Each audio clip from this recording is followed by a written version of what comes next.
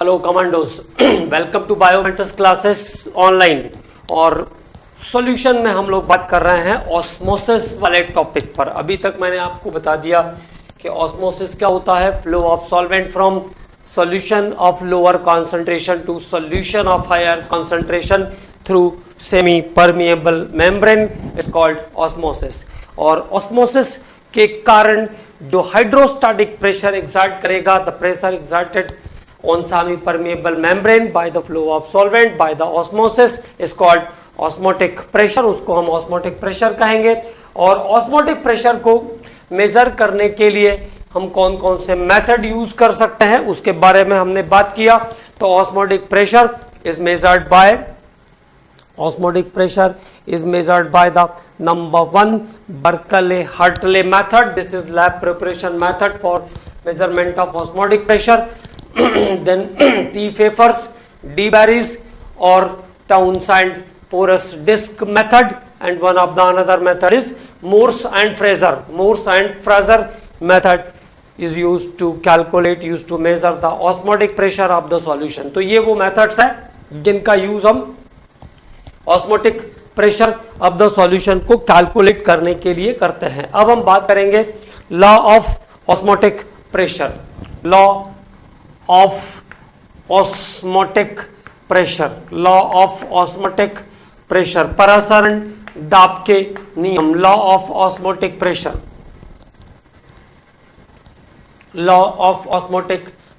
also called law of dilute solution। law of dilute solution, इसको तनु विलयनों का नियम भी कहते हैं। Also called law of dilute solution. तो क्या ध्यान रखना है, the law of dilute solution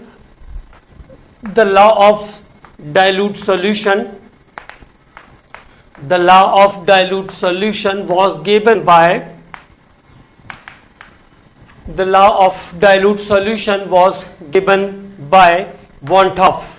law of dilute solution was given by want of।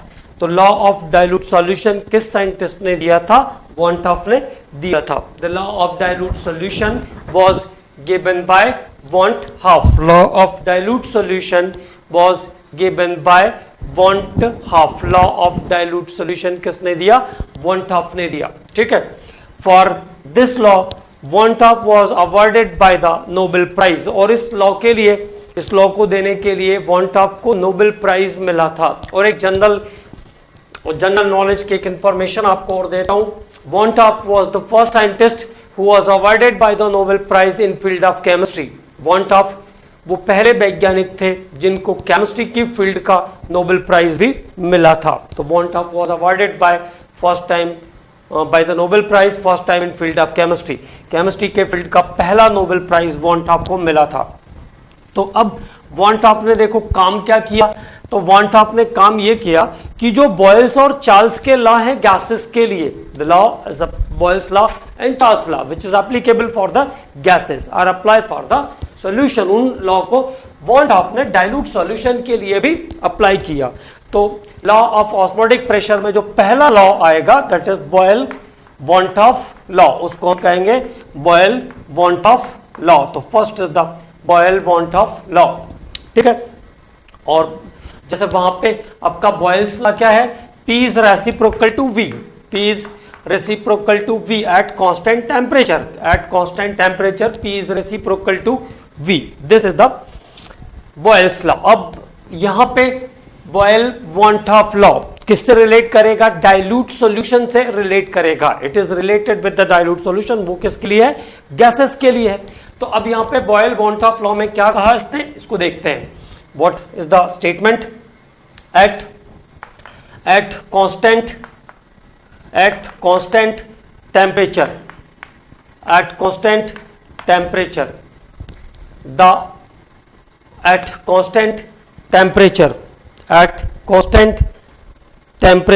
the osmotic pressure of solution, the osmotic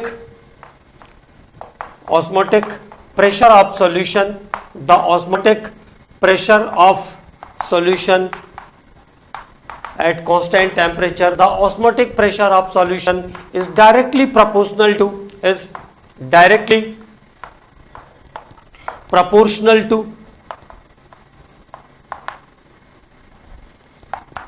molar concentration of solution, is directly proportional to molar concentration of solution, molar concentration of solution. Okay, so the law is what? At constant temperature the osmotic pressure of solution is directly proportional to molar concentration of solution. विलयन का परासरण दाब स्थिर तापक्रम पर किसी विलयन का परासरण दाब विलयन के मोलार सांद्रता के समानुपाती होता है. At constant temperature the osmotic pressure of solution is directly proportional to molar concentration of solution. तो अभी इतना लिख के आप छोड़े रहिए, अगले लॉ के साथ मैच करते हैं इसको. अब दूसरा जो लॉ आया बॉयल वॉन्टॉफ लॉ के बाद सेकेंड लॉ आता है गैसेस में, चार्ल्स लॉ. तो यहां पे अब आएगा चार्ल्स वॉन्टॉफ लॉ. अब अगले लॉ पर हम लोग बात करते हैं, that is Charles Van't Hoff law. Charles Van't Hoff law, Charles Van't Hoff law. अब चार्ल्स लॉ वहां पे क्या है? V is directly proportional to T at constant pressure. तो यहां पे देखिए at constant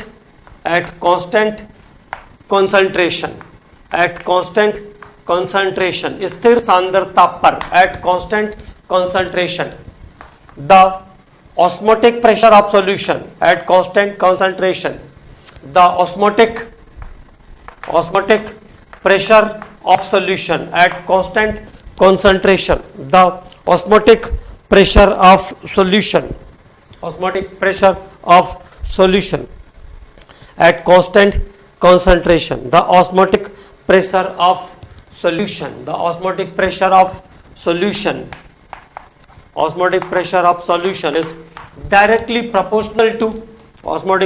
solution is directly proportional to absolute temperature.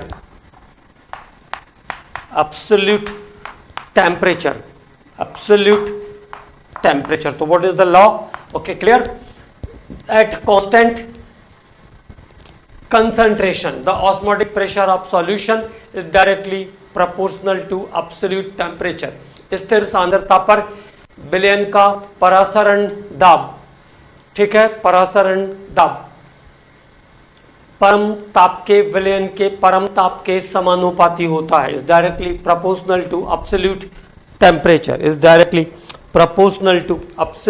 Temperature, तो that is P is now directly proportional to T. तो P is directly proportional to T. अब देखो boil और Charles law को मिलाकर क्या बनता है? Ideal gas equation. Boyle's law और चार्ल्स लॉ को मिलाकर क्या बनती है? आइडियल गैस इक्वेशन बनती है. तो यहां पर अब आपके पास दो लॉ है, चार्ल्स लॉ और बॉयल्स लॉ. अब इन दोनों को मिलाकर के जो इक्वेशन फॉर्म करेंगे हम, this is known as Van't Hoff equation. Here it is called Van't Hoff equation. तो अगली बात अब हम करने वाले हैं वॉन्टॉफ इक्वेशन के बारे में. तो नेक्स्ट पॉइंट इज वॉन्टॉफ इक्वेशन. और यही जो इक्वेशन है it is use to calculate the osmotic pressure of the solution, जिसका यूज हम ऑस्मोटिक प्रेशर निकालने के लिए, मॉलिक्यूलर वेट निकालने के लिए, कॉन्सेंट्रेशन निकालने के लिए, तो डिफरेंट कैलकुलेशंस में हम यूज करेंगे इसको. तो दैट इज वॉन्टॉफ इक्वेशन. तो फर्स्ट ऑफ ऑल क्या था? P is directly proportional to C. This is Boyle Van't Hoff law. और दूसरा क्या था हमारे पास? P is directly proportional to T. ठीक है. और P की जगह ये ध्यान रखना है, ऑस्मोटिक प्रेशर को P के जगह पर पाई से भी डिनोट करते हैं. It is also denoted by पाई. इसको पाई से भी डिनोट करते हैं, तो ये बात ध्यान रखना है. ठीक है. Osmotic pressure is also denoted by pi. तो pi is directly proportional to C and pi is directly proportional to T. तो P is directly proportional to C and P is directly proportional to T. ठीक. और जब दोनों को equate करेंगे according to first and second, first और second के according क्या हो जाएगा? P is directly proportional to C into T. P is directly proportional to C into T. Rp equal to CRT. Rp equal to CRT. तो यहाँ पे क्या हो जाएगा? P equal to CRT. R is the constant for dilute solution. ठीक है, तो अगर वो एटमोस्फियर में होगा तो कांस्टेंट फॉर डाइल्यूट सॉल्यूशन, और न्यूटन मीटर में होगा तो 8.31 उसकी वैल्यू होगी, और एटमोस्फियर में होगा तो 0.082 होगी. हम लोग उसके बारे में बात करेंगे. तो P is directly proportional to C into T, और P equal to CRT.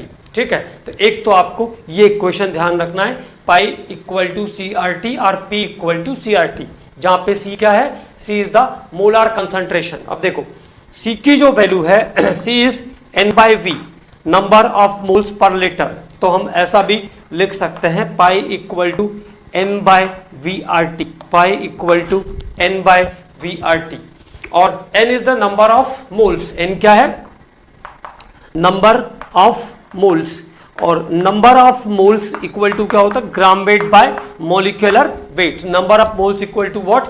Gram weight by molecular weight. तो हम ऐसा भी लिख सकते हैं, P equal to W by MVRT, P equal to W by MVRT, W by MVRT, W by MVRT भी हम लिख सकते हैं. ठीक है, तो it is the formula for calculation of osmotic pressure. तो हमको क्या क्या ध्यान रखना है? P or pi equal to CRT और pi equal to W by MVRT is the second formula. Pi equal to W by MVRT भी हम लिख सकते हैं. तो दो इंपॉर्टेंट फॉर्मूले हैं, और अगर मोल्स दिया होगा तो क्या हो जाएगा? N by VRT, N by VRT. तो this is the Boyle, this is the van't Hoff equation. इसको हम कहते हैं वॉन्ट ऑफ इक्वेशन. मतलब दोनों को मैं एक बार अलग से लिख देता हूं. तो ऐसे देखिए, P की जगह पर पाई से भी डिनोट कर सकते हैं. Osmotic pressure is also denoted by pi. Okay, तो पाई इक्वल टू CRT एक फॉर्मूला हो गया. दूसरा pi equal to W by MVRT, W by MVRT. Okay, तो this is the second formula. Okay, और pi equal to N by VRT, N by VRT, और R is the constant for dilute solution, constant for dilute solution, constant for dilute solution. R is the constant here, it is constant for dilute solution, and its value is 0.082 liter atmosphere पर kelvin per मोल. तो ये सब चीजें आपको ध्यान रखनी है. 0.082 litre atmosphere पर केल्विन पर मोल, लीटर एटमॉस्फेयर पर केल्विन पर मोल.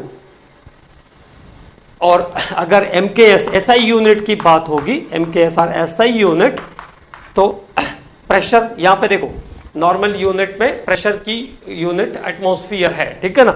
अब जब प्रेशर की यूनिट न्यूटन मीटर स्क्वायर होगी, तो प्रेशर की यूनिट यहां पे क्या हो जाएगी? Newton metre per metre square, newton per metre square, newton per metre square, है ना. तब R की जो वैल्यू होगी that is 8.31 joules per kelvin per mole. तब R की वैल्यू क्या हो जाएगी? 8.31 जूल्स पर केल्विन पर मोल हो जाएगी. ठीक है, तो ये दो अलग अलग बातें हैं, इनको ध्यान में रखना है. सॉल्यूशन में हमको कॉमनली 0.082 की जरूरत पड़ेगी. ठीक है, तो this is about the R.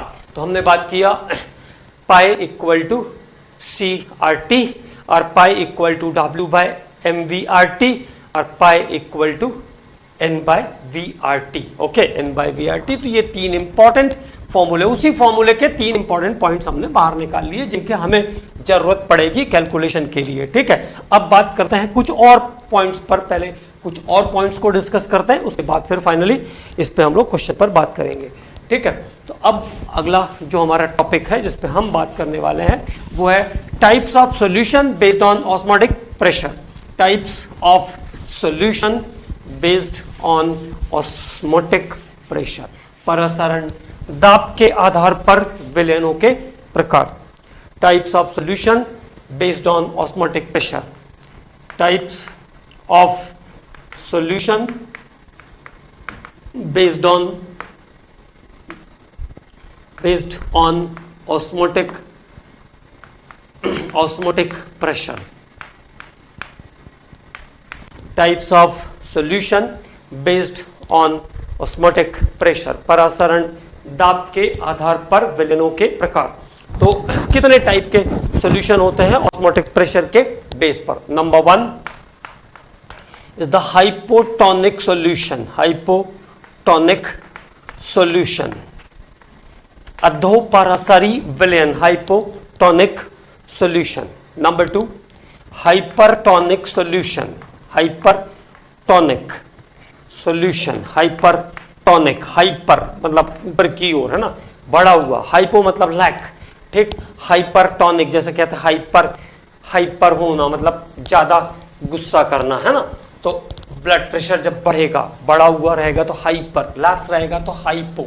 और third one is isotonic solution. Isotonic solution. तो 3 टाइप्स ऑफ सॉल्यूशन आ रहा है. ओके, तो कुल 3 टाइप के सॉल्यूशन है, हाइपोटोनिक, हाइपरटोनिक और isotonic. And this is a type of comparison of the 2 different solution. ये 2 अलग अलग सॉल्यूशन का कंपैरिजन है ना.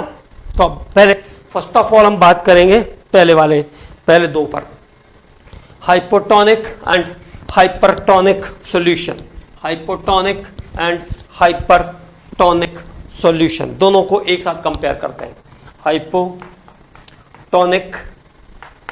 एंड हाइपरटोनिक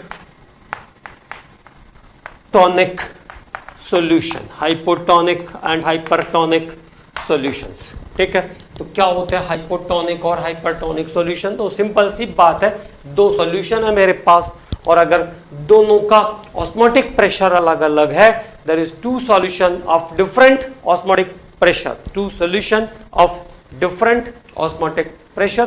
2 सॉल्यूशन है जिनके ऑस्मोटिक प्रेशर कैसे हैं, अलग अलग हैं. Then the solution of lower osmotic pressure. तो वो सॉल्यूशन जिसका ऑस्मोटिक प्रेशर कम है, इट इज हाइपोटोनिक, और जिसका ज्यादा है उसको हम क्या कहेंगे, हाइपरटोनिक सॉल्यूशन. ठीक है, तो सिंपली एक की बार में डिफाइन कर लेते हैं. 2 solution, if there is 2 solution of different osmotic pressure,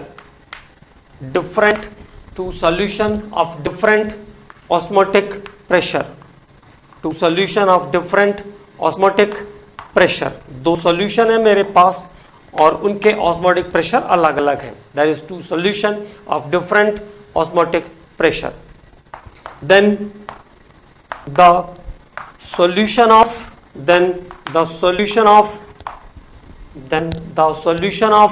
lower osmotic pressure, then the solution of lower osmotic pressure is called hypotonic solution. Solution of lower osmotic pressure is called hypotonic solution. And the solution of higher osmotic pressure and the solution of higher osmotic pressure, solution of higher osmotic pressure, solution of higher osmotic pressure is called hypertonic solution. Hypertonic solution. Okay, simple सी बात ध्यान रखना है, जिस solution का osmotic pressure कम होगा वो hypotonic. Lack means hypo means lack. जिसका ऑस्मोटिक प्रेशर कम होगा वो हाइपोटोनिक और जिसका ज्यादा होगा वो हाइपरटोनिक. ठीक है, और ये सब बातें बहुत अच्छे से इसलिए ध्यान रखना है because some of them are very easily confuse this things, है ना. कई बार इन छोटी छोटी चीज़ों में बहुत आसानी से कंफ्यूजन होता है. बहुत सारी चीज़ों में मुझे भी बहुत सारा कंफ्यूजन होता है. कभी कभी तो लेफ्ट राइट में कंफ्यूजन हो जाता है. जब कोई हिंदी में कहता है दाएं बाएं तो ये बात क्लियर नहीं होती कि दायां कौन सा है बायां कौन सा है. फिर वो लेफ्ट राइट अंदाज लगाना पड़ता है. तो छोटी छोटी चीज़ों में भी कंफ्यूजन हो जाता है. तो इसलिए कोई इसको बहुत क्लियरली ध्यान रखना है। तो दो सॉल्यूशन जिनके ऑस्मोटिक प्रेशर अलग अलग है, तो जिसका ऑस्मोटिक प्रेशर कम है वो हाइपो और जिसका ज्यादा है वो हाइपर। ओके, तो two solution of different osmotic pressure, then the solution of the lower osmotic pressure is called hypotonic. जिसका लो है वो हाइपोटोनिक और जिसका ज्यादा है वो hypertonic. Okay, now clear.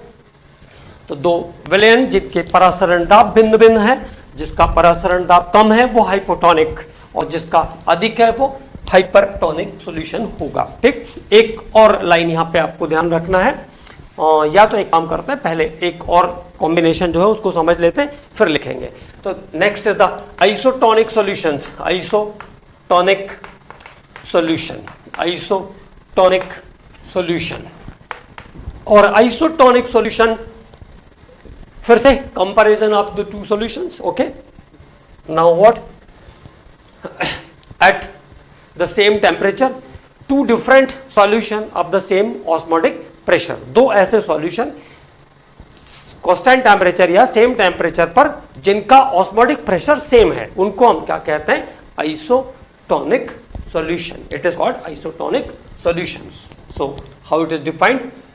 When there is two different solution, there is two different solution, two different solution of same osmotic pressure, same osmotic pressure. There is two different solution of same osmotic pressure at the same temperature, at the same temperature. नहीं भी जोड़ेंगे तो कोई दिक्कत नहीं है। There is two different solution of same osmotic pressure at the same temperature is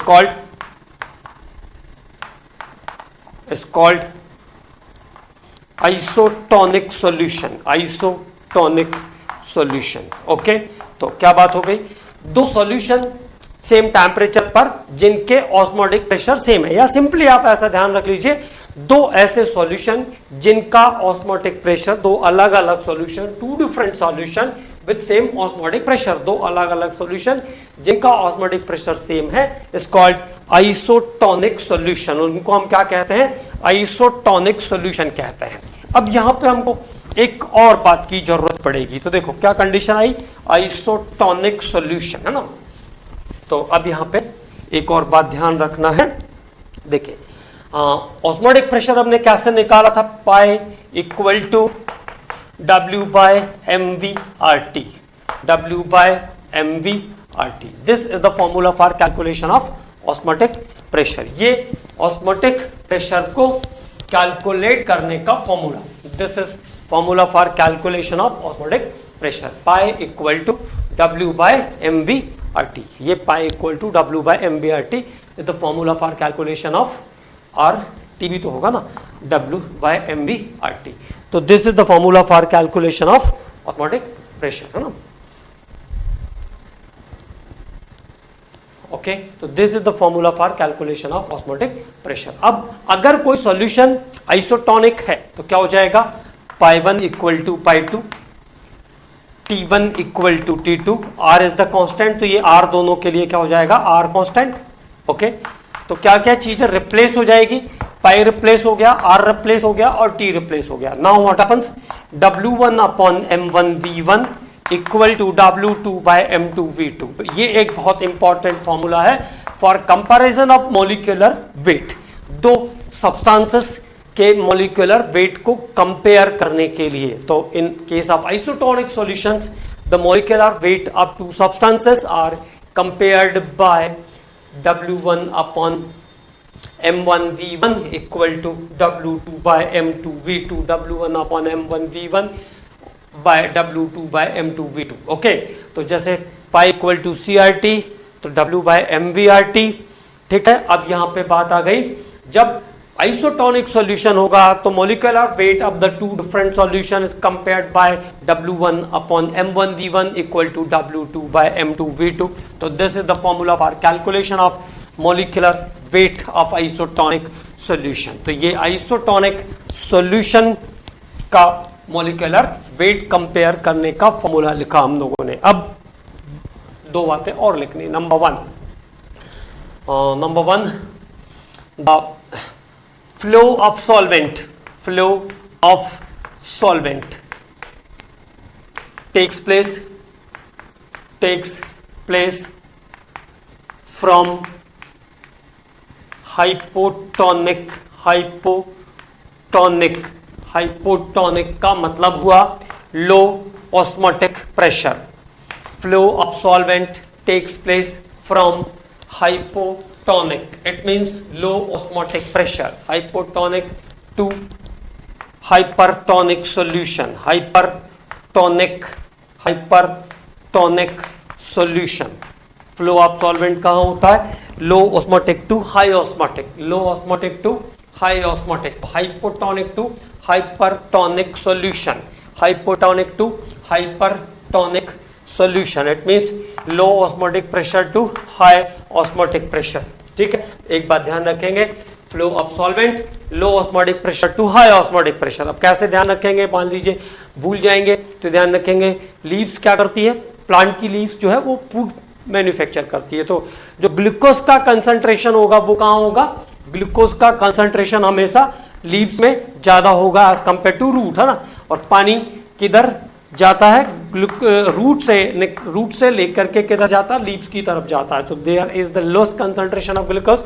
तो osmotic pressure के कारण ही वाटर पुल होता है। ठीक है ना, उसमें बहुत सारे फिर अलग फोर्सेस काम करते हैं, वो एक बायोलॉजी की अंदर की बात हो गई। ठीक है, बट बेसिकली ऑस्मोटिक प्रेशर के डिफरेंस के कारण, कॉन्सेंट्रेशन के डिफरेंस के कारण वाटर पुल बनता है। ठीक है, तो flow of solvent takes place from hypotonic मतलब low osmotic pressure to high osmotic pressure, hypotonic solution to hypertonic solution. Flow of solvent कहाँ होता है? Hypotonic to hypertonic, low osmotic to high osmotic. एक बात और ध्यान रखेंगे, जब दो सॉल्यूशन आइसोटोनिक की कंडीशन पर हैं तो वहां पर कोई भी फ्लो ऑफ सॉल्वेंट नहीं होगा। ठीक है ना, तो कोई भी सॉल्वेंट किसी भी तरफ को फ्लो नहीं करेगा। ठीक, एक और बात, RBC red blood cell, RBC red blood cell is isotonic with red blood cell is isotonic with 0.9% solution of sodium chloride, 0.9% solution of sodium chloride। तो RBC जो होता है वो 0.9% solution of sodium chloride के साथ आइसोटोनिक होता है। मतलब जब भी आपको सलाइन या किसी को बॉटल चढ़ानी पड़ेगी ग्लूकोज या सॉल्ट रहता बेसिकली उसमें, तो उसका कंसंट्रेशन हम 0.5 के आसपास रखते हैं। ठीक है, लोअर कंसंट्रेशन रहेगा तभी वो सेल के अंदर जाएगा, क्योंकि सेल के अंदर का कंसंट्रेशन हाई रहता है। अगर बाहर का कंसंट्रेशन बढ़ेगा तो सेल के पानी को बाहर खींच देगा, वो अंदर का पानी बाहर आ जाएगा। और ऐसी कंडीशन भी बनती है, जो लोग ज्यादा सॉल्ट खाते हैं, ज्यादा सॉल्ट यूज करते हैं, मोर सॉल्टी थिंग्स को खाते हैं, उनके टिश्यूज के बाहर, उनके सेल सैप के अंदर से या ब्लड के अंदर से पानी निकल करके टिश्यूज में बाहर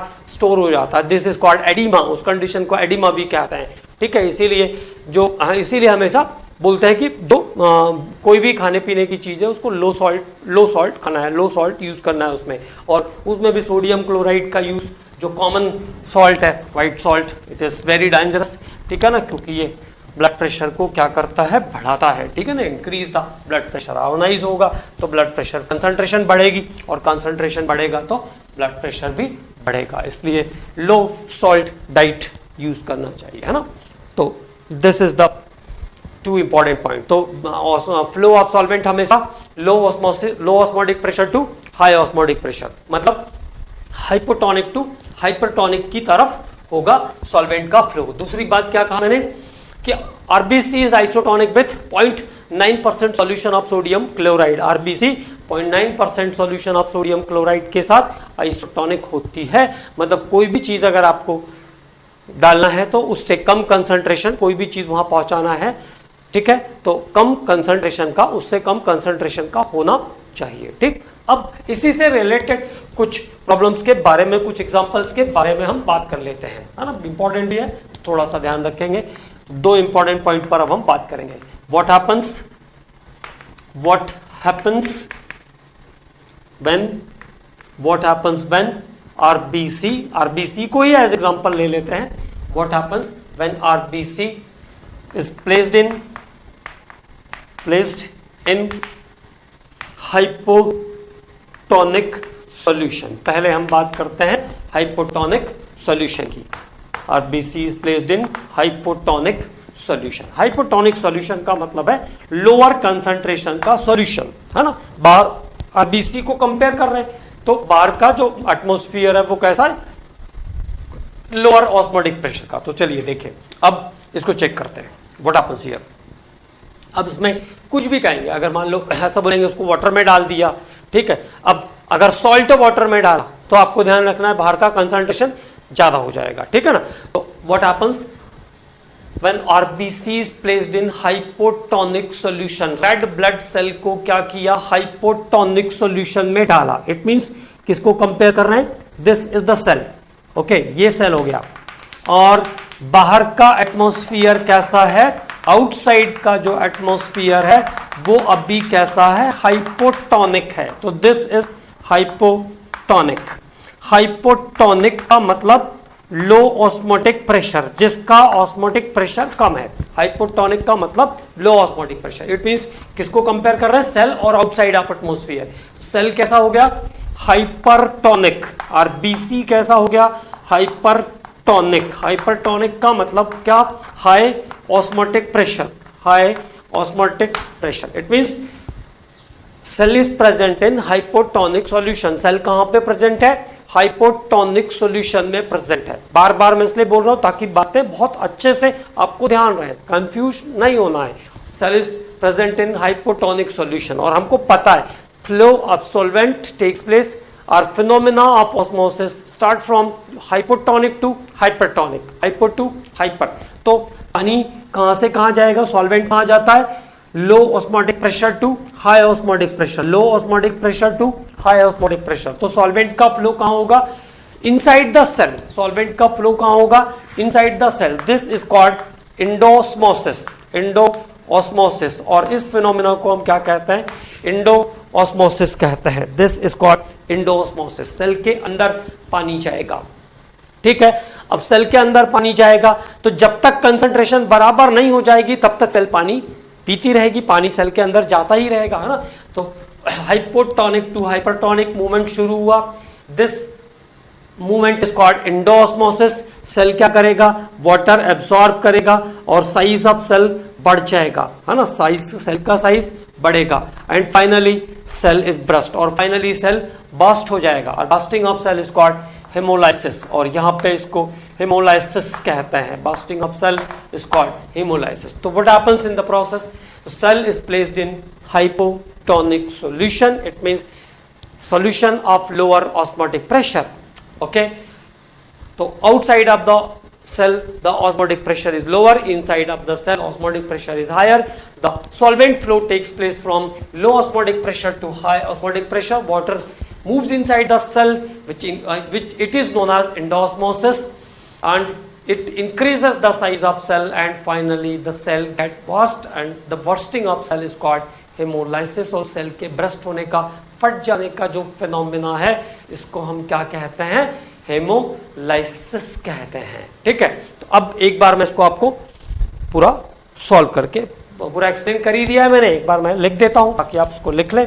नोट्स अच्छे रहते हैं तो बार बार उसको पढ़ने की भी इच्छा होती है और हम लोग अच्छे से सब कुछ कर पाएंगे आराम से, है ना। अभी अपने पास और सफिशिएंट टाइम भी है तो कोई दिक्कत नहीं, ठीक। चलिए लिखते हैं। तो क्या था question, what happens when RBC और a cell is placed in hypotonic solution. द RBC, answer, the RBC red blood cell is placed in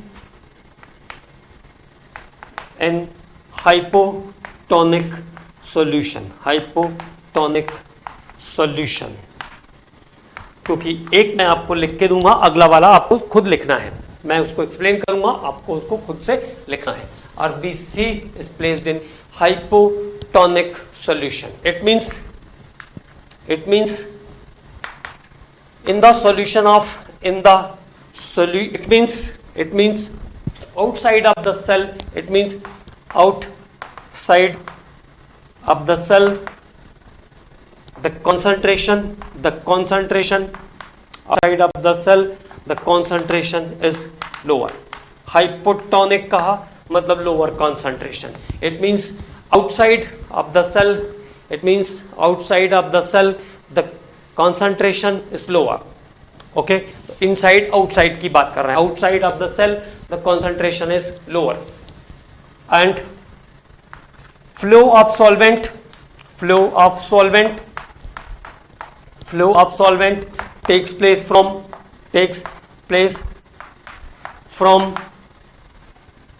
solution of lower concentration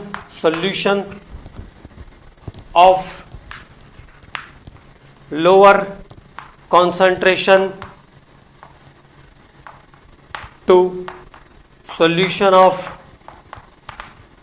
higher concentration. Okay, तो सॉल्वेंट का फ्लो हमेशा कहां से कहां होगा? Flow of solvent takes place from solution of lower concentration to solution of higher concentration. In this condition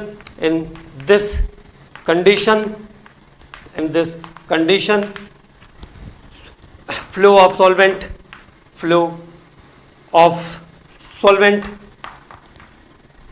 takes place inside the cell, cell के अंदर का कंसंट्रेशन ज्यादा है, इसलिए सॉल्वेंट का फ्लो किधर होगा? Inside the cell. It's called endosmosis, और इस फिनोमेना को हम क्या कहते हैं? इंडोऑस्मोसिस कहते हैं. सेल के अंदर पानी आएगा और इसको कहते हैं endosmosis.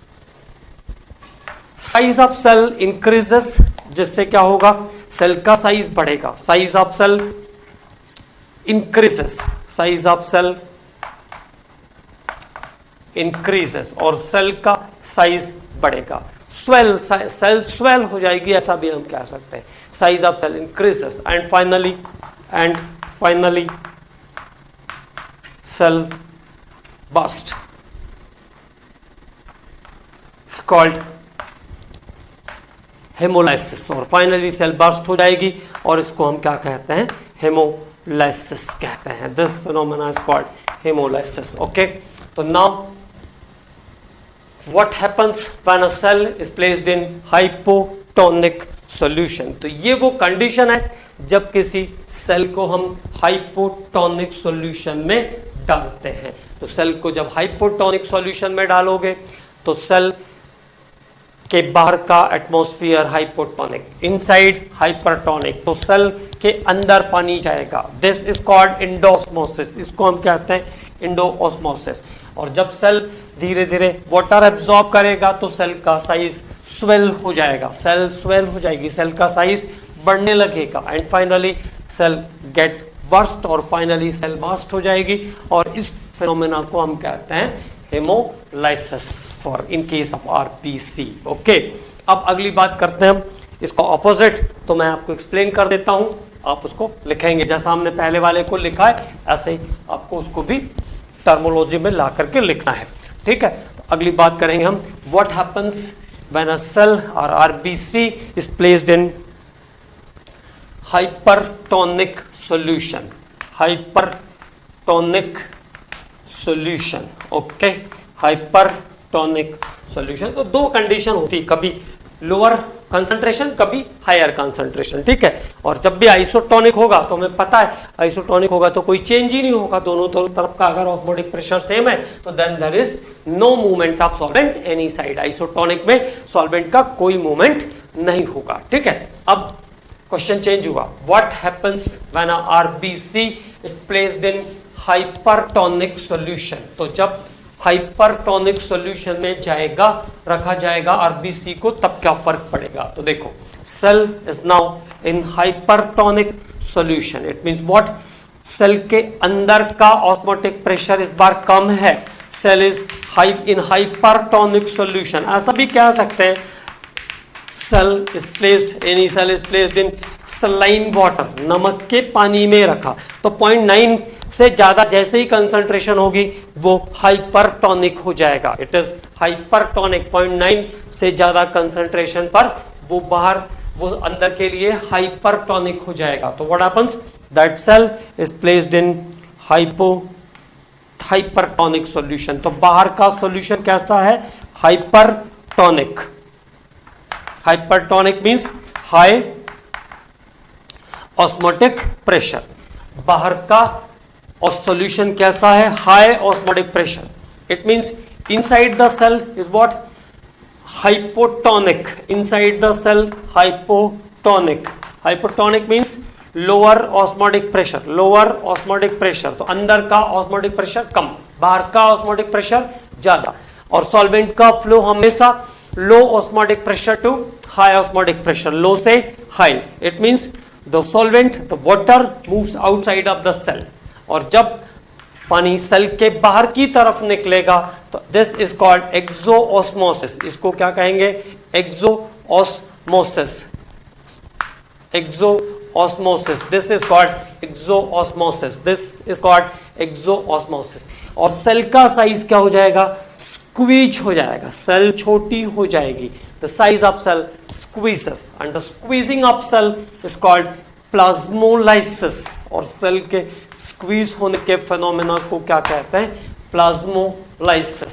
Size of cell, squeezing of cell is called plasmolysis. तो now what happens this time, अब इस बार क्या हुआ, फिर से एक बार समझ ले, सेल को कहां पे डाला, हाइपरटोनिक सॉल्यूशन में। Cell is in hypertonic solution, it means what, outside of the cell osmotic pressure is higher, inside of the cell osmotic pressure is lower.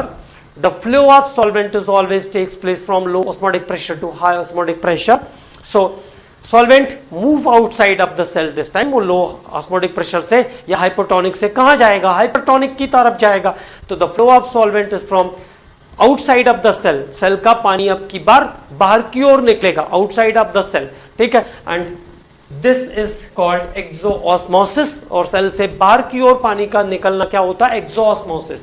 और जब सेल का पानी बाहर की ओर निकलेगा तो सेल क्या हो जाएगी, स्क्वीज हो जाएगी, and the phenomena of squeezing of cell is called, phenomena of squeezing of cell is called plasmolysis. और सेल के स्क्वीज होने के फिनोमेना को हम क्या कहते हैं, प्लाज्मोलाइसिस कहते हैं, ठीक है। तो this is about the law of dilute solution, and that is P is directly proportional to C about the Boyle's-Bontoff law.